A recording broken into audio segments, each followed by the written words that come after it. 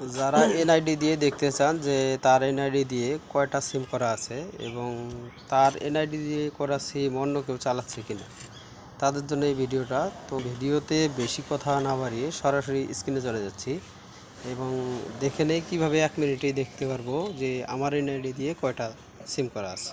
চলে যাই এবার স্ক্রিনে গিয়ে ডায়াল বাটে ডায়াল করুন *16001# দিয়ে যে কোনো গ্রামীণ, রবি, বাংলালিংক যে কোনো সিমে কল দেন।